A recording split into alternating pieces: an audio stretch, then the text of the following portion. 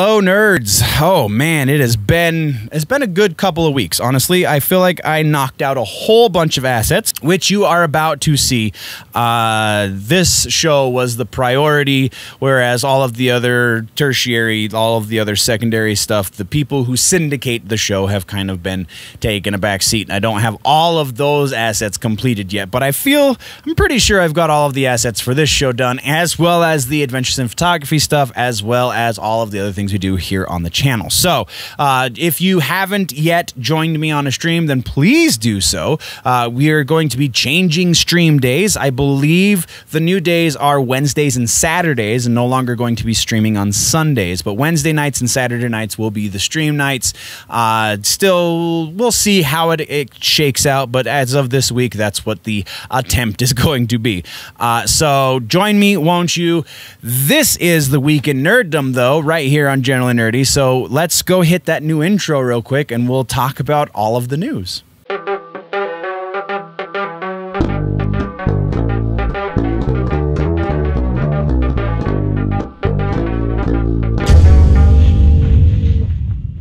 Okay, so like I said, things are going to look a little bit different here in Season 3, but it's going to be awesome, and that's all I really have to say. Nothing crazy. I am working on a bunch of stuff behind the scenes still. I have learned, though, to not exactly call each thing I'm working on out specifically, because then when it doesn't end up panning out, I don't feel so bad. So there is a bunch of stuff in the works, though, so stay tuned, and hopefully I will get to it. Anyway, news time. We have a full episode, so let's jump right into music news.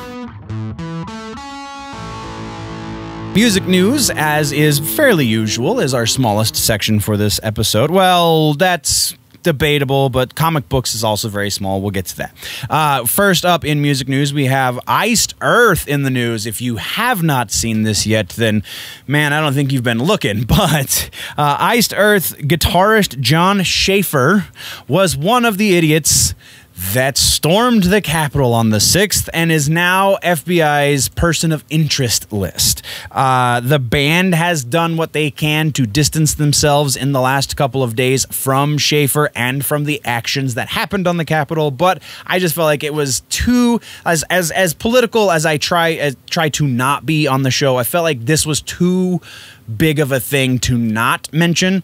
And honestly, I didn't hear this in any of the mainstream media stuff. They're focused on, rightfully so, they're focused on, you know, all of the other government official types that were involved with the storming of the Capitol and all of that craziness. So I feel like it was very interesting to point out that, again, Jon Schaffer was part of that mob. So yeah, weird. In a very similarly related note, Bad Wolves is in the news. Bad Wolves have officially parted ways, I think is the terminology they were using on the website, with their lead singer, Tommy Vext. The reason, as far as anyone can tell, because they haven't said specifically, and Vext has opinions of his own, as to why Vext has been removed from the band or why Vext is no longer in the band, seems to be because of his conservative political views, though it sounds like that part was not necessarily the problem. The problem seemed to be more his conspiratorial conservative political views, because he has voiced some very strange opinions that are not held by and large by other conservatives, just kind of the fringe types. And so they were like, you know what, bro, you're a little too nuts. We're gonna part ways. I can't say that I'm a big Bad Wolves fan, so I don't know if this is a good thing or a bad thing. I guess we'll just find out as time goes on, and we as well are moving on. This next piece is actually about a week or so old. I just had to put it in here because he was a very large influence on the modern heavy music scene. Alexi Laiho, I think I'm saying his name correctly, has passed away. If you think you might recognize that name, but you don't know why. He was the vocalist and lead guitar player for Children of Bodom. And also, once Children of Bodom kind of dissolved, he created the band Bodom After Midnight. He still does have some work that is going to be released for that project, Bodom After Midnight. He was 41. And the official cause of death has not been given, but they have said quite a bit that, you know, the things that we've actually talked about here on the show. He has been dealing with some issues, some health issues over the last few years, and it seems that they just caught up with him. So to close out the music section, we are definitely going to take a moment and remember Alexi.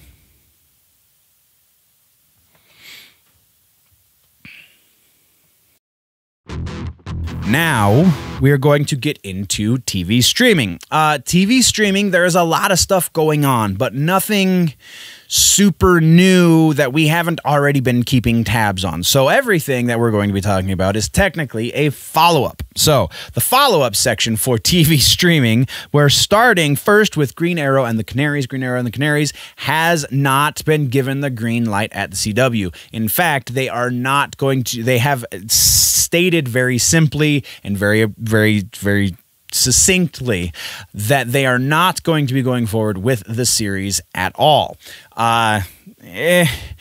Everyone is saying that it's been a cancellation, but in order to be canceled, you have to be a thing to begin with. There was a backdoor pilot that found its way into the final season of the Arrow series. And it didn't really go anywhere, and it didn't really go anywhere, and then it didn't really go anywhere some more, and now it's officially not going anywhere. The next update is around The Boys over on Amazon. Boys Season 3 has begun filming. Pretty excited about it. I don't know about you, but yeah, lots of awesome is going on there. And then next and final, I believe, final for this section is that we have a couple of interesting updates from Kevin Feige. He's been talking to Collider quite a bit the last. Well, he did a big interview, I guess, with Collider over the last. It was about a week ago, and they're just kind of releasing it in segments. But we do know a couple of things about Phase 4 as far as Disney Plus and the series. The multiple series, all of the different shows that are coming to Disney Plus in Phase 4 for the MCU. We know that WandaVision and She-Hulk are being viewed as comedies, and therefore Feige has said that the WandaVision will be 9 episodes. Each episode will be 30 minutes long, and She-Hulk will be 10 episodes. Each episode will be 30 minutes long. And then continuing that same path of logic, Falcon and the Winter Soldier, Moon Knight, and Loki are also... we know roughly what their time frames are going to be. They're going to be dramas, and as such, they're going to be hour-long episodes approximately. Each season for those shows is going to be 6 episodes long, and we already are getting word that Loki has officially been signed on for a season 2. This could be rumor, but I found it from a pretty reliable source that didn't tag it as rumor. I found enough people calling it as legit news that I'm not putting it in the rumor section. If that changes, I will let you know. So that is everything we have for TV streaming. Next, we're talking about movies, and we have a giant update on the Deadpool 3 ongoing saga. And this is just a direct quote from Kevin Feige, again, from some of that Collider interview that they are releasing in stages. So, Deadpool 3, quote... It will be rated R, and we are working on a script right now, and Ryan's overseeing a script right now. It will not be filming this year. Ryan is a very busy, very successful actor. We've got a number of things we've already announced that we now have to make, but it's exciting for it to have begun. Again, a very different type of character in the MCU, and Ryan is a force of nature, which is just awesome to see him bring that character to life. So... the things that we get from that statement are Deadpool is going to be officially part of the MCU. It's not going to be running alongside, parallel to the MCU that kind of sort of sometimes crosses over. It sounds like it is going to be full-fledged MCU. We also get implication there might be two different script things that are going on, so maybe that's kind of an allusion to other involvement that Ryan Reynolds is going to have as Deadpool in the MCU, because that very first line, we're working on a script right now and Ryan's overseeing a script right now. So that almost implies that there might be, but that could just be Feige kind of not knowing how to speak. I don't know. But interesting either way. Ryan Reynolds is going to be the deciding factor with the writing of the script, which is a great thing.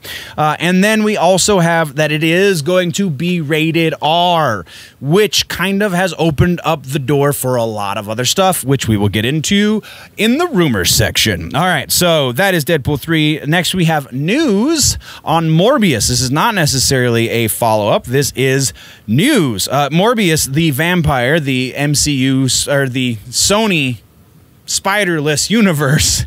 Oh, so many different delineations you have to make. Anyway, the Sony spiderless universe, Morbius, has been moved back to October 8th. October 8th is the new release date for the movie. Could not decipher if this was a move from Feige or if this was Sony hedging their bets with COVID or what the situation was. Either way, the end result is we are getting Morbius a little bit later than planned. And then our final piece for this section is Netflix. Netflix just released their movie slate for this entire year, which is a break of form for the streamer. Also, very interesting to note from that is there is going to be a new movie on Netflix every week for the entire year. That's pretty impressive. I'm not going to lie. We just had to touch on that because it's impressive, no?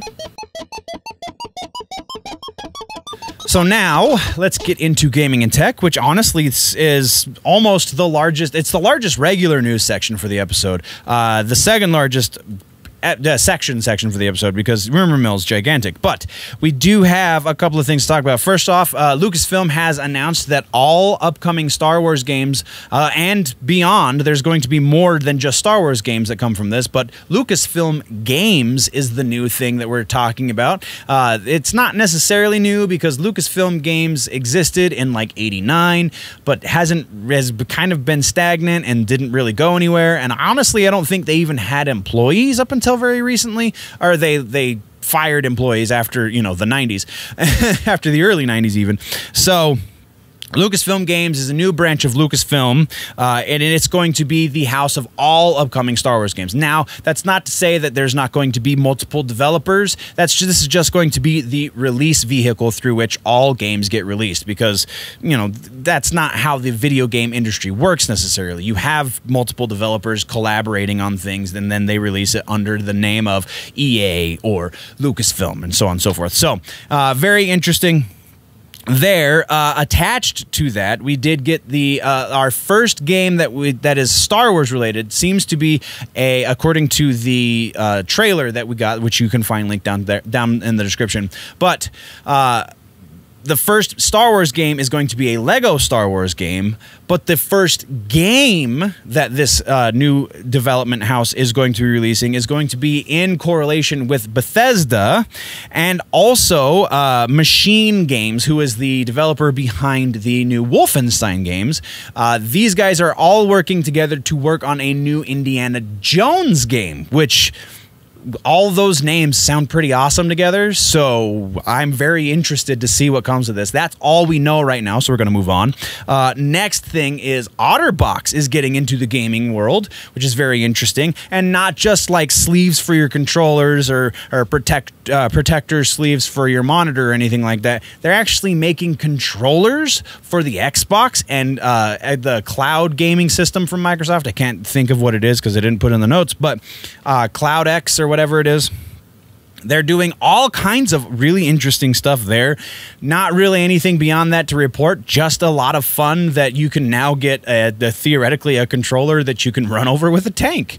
So yeah, next we're talking very quickly about those 1UP arcades that Walmart sells. I know there's other places to get them. I just know Walmart has them the most readily available.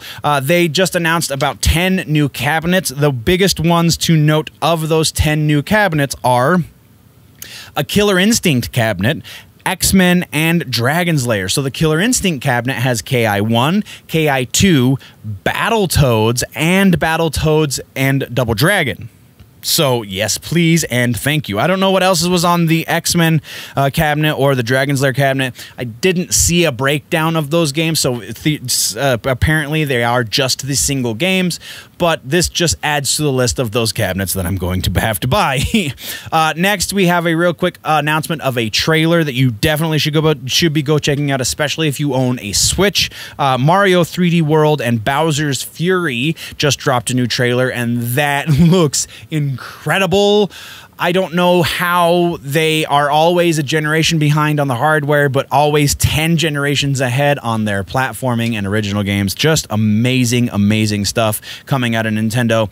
That is everything we have for gaming and tech. Now, let's talk about comic books and books. So comic books, there's a lot going on. And I honestly was focusing on all of the other sections that it's hard for me to break because I'm not reading everything. So I just have a couple of talking points to touch on in this section. First off, Death Metal has ended, so keep your eye out for the trades there.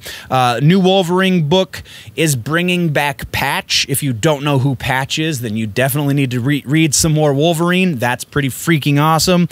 And on the DC side of things again, Future State has started and isn't that terrible. I know that's a weird way to put it, but I was expecting it to be an absolute dumpster fire, and it's actually pretty readable. So if you are interested and we're just kind of holding your breath to see what happens, you definitely should check out a couple of those issue number 1s to see if it is right up your alley. That's all we've got for comic books and books, though, guys. This is a section that definitely needs work going forward, and I will put in the work. I just did not have the time for this episode.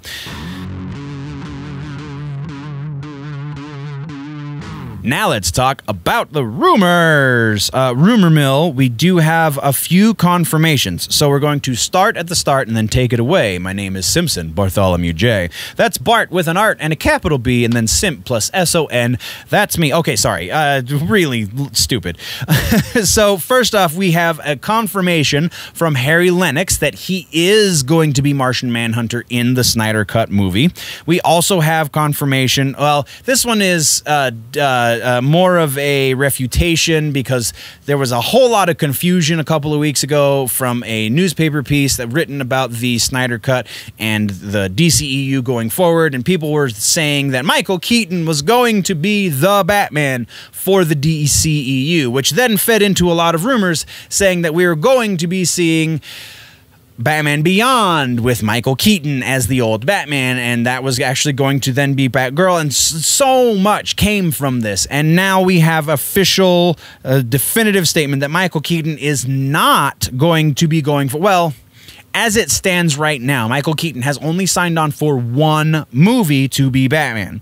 Anything beyond this is 100% speculation, and honestly, not very reliable speculation. So, take with it a grain of salt. Next, in the confirmations, refutations section for the rumor mill, we are talking about Moon Knight. Oscar Isaacs has officially been confirmed by 2 out of the 3 directors that we know are going to be working on the series. They have both talked about how wonderful it is to be working with Oscar. So there you go. Oscar is going to be our Moon Knight. Super stoked. Moving on. Speaking of the Snyder Cut, we now are talking about Zack Snyder. The Snyderverse is definitely in question. New rumor has it that Snyder is only going to be finishing his cut of the Justice League movie and then will be moving away from the DCEU. Likelihood for this, there's nothing beyond this necessarily. There were a couple of different sources that were saying this, but likelihood for this I think is pretty strong. I feel like there has been such a bad taste left in his mouth with all of this WB nonsense, with so much going on behind the scenes, that if we can believe even half of it, even a quarter of it, this totally makes sense. So I'm putting this in a kind of sort of rumor based on rumor category, so we can't go above 50%, but I am taking it to 50% likelihood that this is legit. Next, we're talking about Flashpoint. There have been a number of new developments here, if you want to believe the behind-the-scenes gossip, all of which kind of has culminated in Ray Fisher is not going to be in the Flashpoint movie as Cyborg. Also, going a little bit further, a couple of my sources have said that that's the case to such a degree that we're not even going to get Cyborg in this new movie because it just doesn't make sense. It will mess with the continuity a little bit too much. I can buy that. The reason that we kind of know Ray Fisher's not going to be included with this, even though there hasn't been an official announcement from Warner Brothers, is because Ray Fisher has said in no uncertain terms that he is not going to be a part of any movie that is executive produced by Hamada, and Hamada just signed a new contract that's going to take him well past the Flashpoint movie. So likelihood that Ray Fisher is not going to be 90%. There's a very, very little bit of wiggle room. You know, if Warner Brothers wants to throw a pile of money at him and apologize, I think that's kind of the biggest step that they should take. I don't think they're going to get rid of Hamada, but I think there is a way to make Fisher okay with being on set that is produced by Hamada, but well, that's not super likely. So moving right along, we have Dr. Doom. This is one of my more exciting rumors. Dr. Doom, new rumor about him is that we will be seeing him in the MCU, not in the Fantastic Four movie to begin with, but in the Black Panther 2 movie. That's right. Black Panther 2 is reportedly going to be our first exposure to Dr. Doom. That is kind of where all of the rumors end, though it does kind of sound like he is going to be the post-credit stinger. He's going to be the teaser at the end of the movie. Everyone is saying he's not going to be the big bad for the movie, but we are going to see him in the armor. So likelihood for this, I feel like it's pretty strong, but not super strong. I'm putting this at about 60% likelihood that we will be seeing Dr. Doom in Black Panther 2. We know he's coming eventually. We just don't know when. So, moving right along, we have Batman the Animated Series. There is now a rumor that Warner Brothers over on HBO Max is working on a sequel series.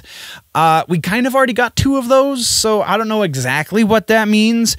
I guess there was only from 2 places, and both places I think were citing the same source for them. So it's really from one source, and it's not the best source, but did not have any information as to whether it was going to be the original animated series or the new Batman Adventures or Batman and Robin Adventures or any of that stuff. Just said sequel animated series work in the works for HBO Max. So, yes, the animated series was one of the best things that Warner Brothers has ever animated. Sure. Yes, they are looking for a lot of new content to put on their streaming platform. Will they be able to get Conroy and Hamill to come back for the voices? Maybe. It doesn't seem super likely, though Conroy and Hamill have kind of been waffling on the idea of whether or not they're going to revisit those characters. I can't give this anything more than a 30% because of the quality of the source and because of there's way too many variables involved. Do they want it to happen? Sure. Sure. Is it in the early stages of production? Probably not.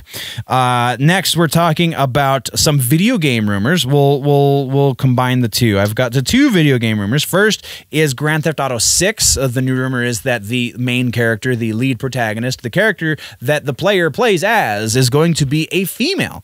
I feel like it's very strange that we're 6 games into this series and this hasn't happened yet. So based on that alone, I'm putting this at like 70% because it's bound to happen eventually. Why not now? Especially now that this is going to be like a brand new console generation, so much extra stuff going on. Just makes sense. Our next rumor, again, staying in the video game side of things, we're talking about Aliens versus Predator. Apparently there is a new game in the works now that Disney owns those properties. This makes a bit of sense. Not the strongest source, so I can't give it too high of a percentage of likelihood, but it seems to be they're kind of gearing towards this. So we'll give it just a little bit higher than halfway there. We're going to say about 55% likelihood that we are in the early stages of an AVP video game. Our next piece is a rumor for music, which we don't get those very often, so I'm super excited about it. But there have been a number of rumors saying that Mudvayne is going to be doing at least a reunion tour sometime in 2021. So all of you heavy music listeners out there who have been waiting for this day, hopefully it happens. I love the thought of this. I know that in recent years, Chad and the guys, Chad and Matt and Ryan and Greg, have all made some sort of statement. Less so Matt on the Matt side. For those that don't know, Matt is the drummer for the band. He's been the one that has seemed to be the biggest holdout. Next in line would be Chad, but Greg and Ryan are both totally game for this to happen, judging by recent interviews with these guys. So it sounds like it is kind of a perfect storm. You know, all of the reasoning behind why Chad and Matt didn't want to do it has kind of died because of COVID, which is a weird sentence to say. So I feel like this is, as knowing all of that, I still cannot go above 40%. And honestly, in my heart of hearts, I want to give it even lower likelihood than that. But because it is such an awesome thing to think about, we're giving it that extra 10%. So 40% likelihood that we will see Mudvayne in some shape or fashion for 2021. All right, now we're back into movies. So let's talk about Venom 2. We have a couple of things. First, there is a reportedly leaked teaser trailer, kinda, sorta, just a bunch of text on screen saying that we're going to be seeing a teaser trailer or a full-blown trailer during the Super Bowl that is supposed to be releasing sometime in the next few days. So if this happens, I 100% believe it. Right now, it just looks like somebody did a really good job, because I've watched the leak, quote unquote.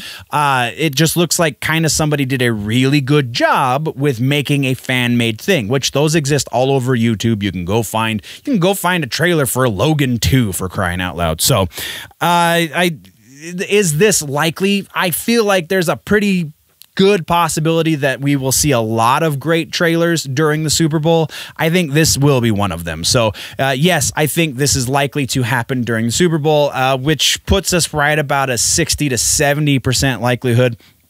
The other thing that we're talking about for Venom 2 is there is a new rumor saying that it will be rated R. We've already talked about this. I think this is the only way this movie works because of the introduction of the character of Carnage. Cletus Cassidy is a pretty crazy dude. So for Carnage to work the best, it needs to be rated R. So again, I'm giving this about a 60% likelihood that we will see an R rating on Venom 2. Next, we're talking about a very strange one. This is not necessarily directly related to movies, but NBC and Warner Brothers are now rumored to be in talks to merge. So NBC Universal, AT&T Warner Brothers, or Time Warner, whatever the name of that company is these days, are now apparently rumored to be merging together. I cannot buy this for multiple reasons. There is, I guess, it would be a strong contender to be fighting against Disney, but there's way too much red tape there. There's way too much government interference that needs to happen in order for this to get approved. Just doesn't seem likely. I'm going to put this at about 20% likelihood. And then we're talking about HBO Max more specifically. Now we're going to be talking a little bit more broad still is all of the DC shows that are coming to HBO Max. So the Green Lantern show, Teen Titans is, we already know this for a fact, but a number of the other shows, all of the other DC shows are now reported to be R-rated, quote unquote. So what does that mean? They're going to approach these shows like they're premium cable. They're going to approach these shows like it's on HBO or Cinemax or Showtime. Approach these shows like they're making an R-rated movie with these properties. This seems like a bit of an overstretch to say all of the shows are going to be that way.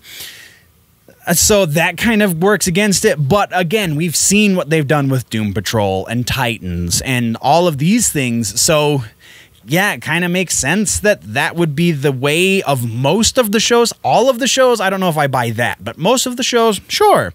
We're going to put this right about 70% just because, again, there's a lot of evidence to support the rumor.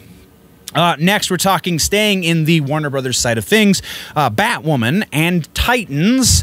There is reportedly a new rumor, and there's been actually, people have said they have seen Lavicia Leslie on set for Titans Season 3, which we know they're filming right now. So, this does not seem likely. Berlanti has said pretty straight up that there will not be any crossover from the Arrowverse to the streaming verse, I guess you could call it.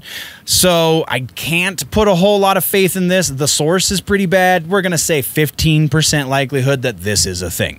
Mandalorian is the next piece that we're talking about, and we have a couple of rumors. First off, that we are going to be seeing Robert Downey Jr. play Thrawn in an upcoming season. They did not say specifically that it would be Season 3.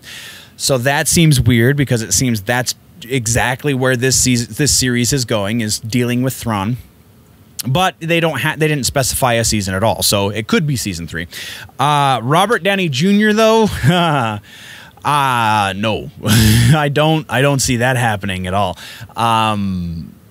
It just doesn't strike me, and this is totally speculative. I don't really have a whole lot of evidence to back this up necessarily, but it just does not seem like a thing that RDJ would do. I'm just going to put that out there like that.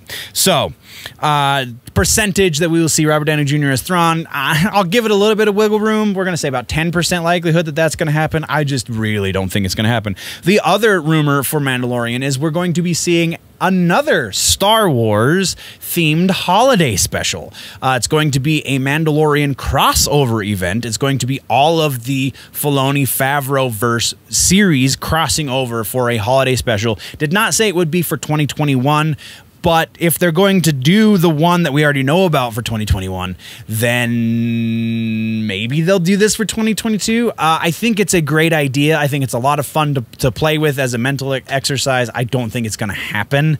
I'll give it a little bit more wiggle room, though, just because it is so much fun. And I mean, it's Disney, so holidays, family-oriented, that kind of all makes sense. We'll say about 30% likelihood that we will see probably 2022, maybe 2023, a Mandalorian holiday special. And then our very final piece for this entire episode is MCU related. So we're kind of back and forth on that fence, right? So MCU, the new rumor is that Storm is going to be the next solo female superhero to get her own movie. This is way too reliant on the release of the X-Men in the next 2 years. There is no time frame attached to this rumor, so you can't necessarily discredit it for that, but there's just way too much that has to happen between now and then. Will she be the first female X-Men character to get her solo movie? Maybe. I don't think that any of those plans are put into motion just yet. I think they're going to introduce the X-Men as a whole before they introduce the X-Men as individuals. So that being said, I can't give this a whole lot of credence. We're going to say probably about a 30% likelihood for this one as well. And that is the end of the rumor mill, guys. That is also the end of the episode. So what did I miss? What should we talk about in the next one? Let me know down low. Hit me up on the socials. Do whatever you got to do. Don't forget to subscribe while you're here. Hit the like button if you enjoy what I'm trying to do, because, I mean, it's free. All you got to do is click a button, and it really helps the channel out a lot. If you want to help a little bit more, then jump over to the Patreon, patreon.com/generallynerdy. That is a great place to do that. Or if you just want to do a one-time deal, I have a bunch of merch up on the merch stores. That is one of the things that is in the works. I am slowly adding to the merch, so you can go check that out.